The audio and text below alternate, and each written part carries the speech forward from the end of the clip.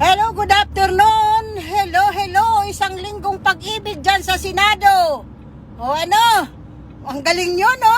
Manang-mana kayo talaga kay Duterte. Yan mga style ng Duterte, ano? Oh, style Duterte. Style ng ano? Oh, Robin, nasaan ka na ngayon? Anong mga ano mo? Anong sinasabi mo? Kaya hindi ka mo pupunta dahil ano, mga sinasabi mo? Ha? Ngayon? Ikaw ang walang hiya na Muslim.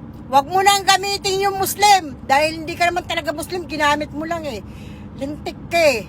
Yawa ka, Robin. Yawa ka. Nakikilala mo itong mukha ko? Oh, istantuman mo ito nung araw.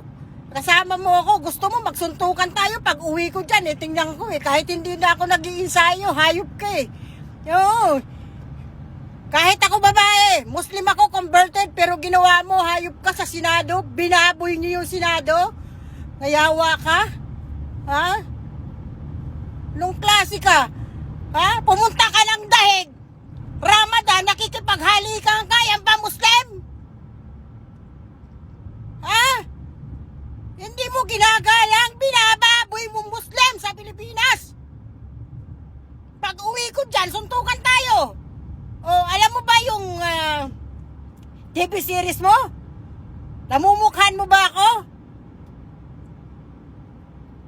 Ayop, kakala mo kung sino ka na?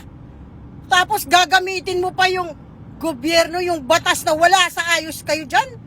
Kaya dapat yan, abulis na yan Senado na yan. Pag hindi nagpalit ng SPE, abulis!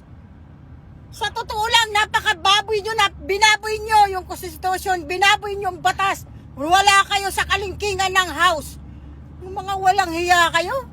Basta mga Dutertean ay mga sindikato.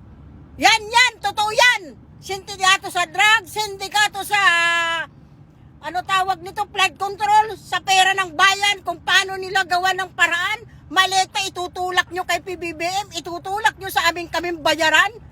Muslim ako pero ayokong magalit. Pero yung ginagawa mo ngayon, nakakagalit, nakakasuka ka. Astaghfirullah, ilaha illallah Muhammad Rasul. Walang hiya ka.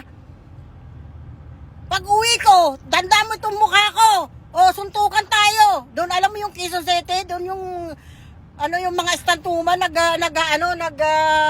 iinsayo. Sige. Nakakapanggigil ka. Sa totoo lang, nakakapanggigil, nakakayamot. Oh, bukas, tandaan natin, magpalit na ng speaker bago mag-impeachment. Ililigtas niyo yung mga kawatan at mga kriminal? Ha? Pasensya na, sorry sa mga Islam. Kakagalit. Ako, ngayon lang talaga ako nagalit dahil itong senador nito.